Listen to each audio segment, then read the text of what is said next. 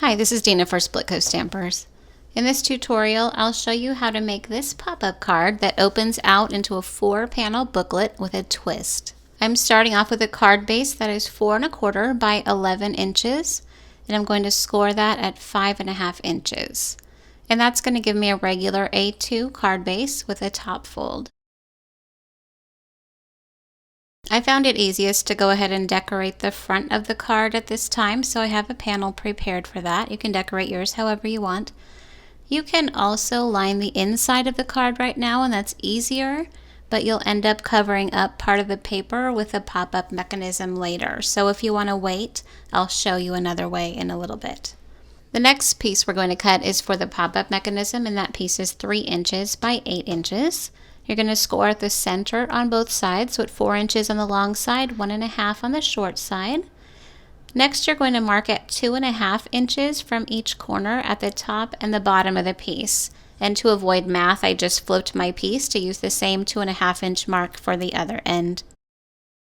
You're going to score from one mark on the top to the opposite mark on the bottom.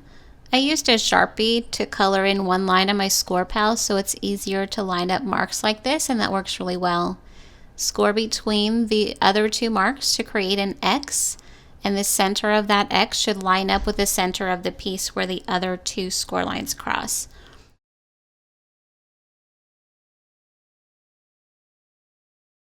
The next step is to burnish all the score lines, and you're going to fold both ways on each score line to burnish. The purpose of doing this is so the piece will be really flexible on every score line that you've made. When that's done, you're going to hold the piece evenly and push the long center score lines toward each other until they meet, and then fold the sides back. That center X portion should form a triangle at the top on both sides, and the outsides fold in together. Hopefully you can see how that went together. Burnish that down and you'll end up with this little house shape.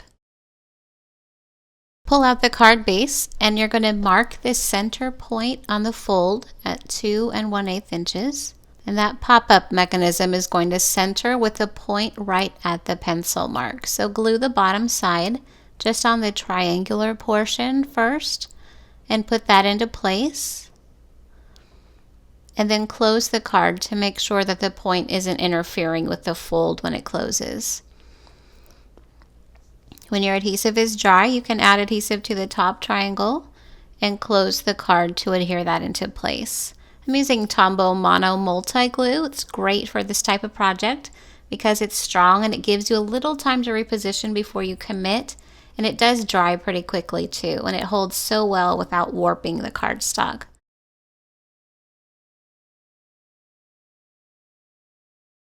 So you can see that pop-up mechanism at work here. Just open it and close it to make sure that it's working for you.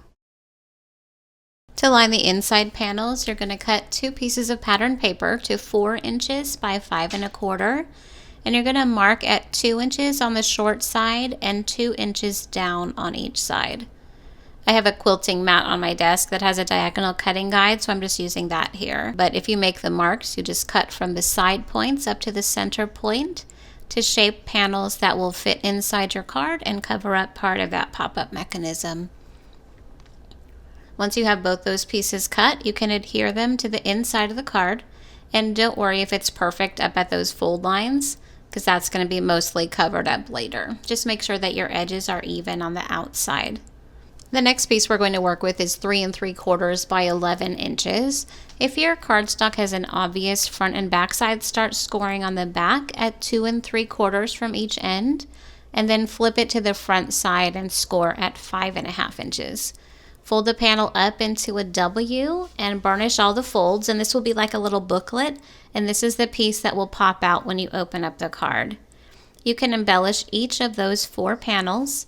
Each one will hold an ATC sized panel, which is 2 1/2 inches by 3 1/2 inches.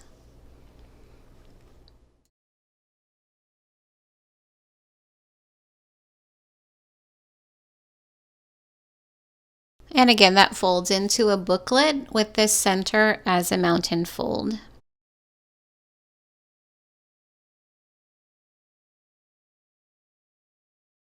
To put the card together, you're going to have this booklet at the top of the open card with the center fold and ends pointing up and the back of the booklet facing towards you.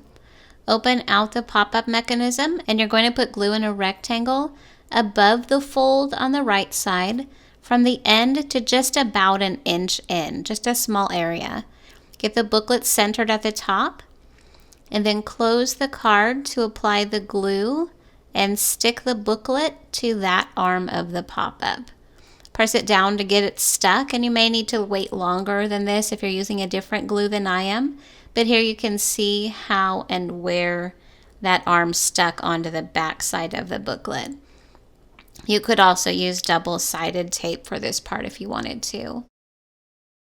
For the other end, we're going to glue on the left side of the pop-up mechanism, and this time just below the fold line in the same size rectangle below the fold from the end to just about an inch in. As you're closing the card, the booklet should line up with the bottom edge of the card, and you'll flip the left side of the pop-up in so it closes on top of the booklet. And it won't be as tricky as it looks here. It should close like this naturally. I'm just trying to do it and hold it so that you can see inside the card on the video, and you won't need to do that. Make sure that you allow the glue to dry and then test your pop-up skills. It should open and twist to display that center booklet, and all that magic is as easy as that.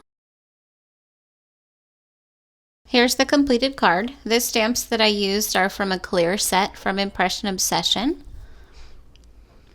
This is another card I made with a Valentine theme and more Impression Obsession stamps. This was my practice card. I know you've been seeing this card style all over, and so many people have asked for a site tutorial. I hope that you'll have fun with these, and I look forward to seeing the gallery full. Thank you so much for watching.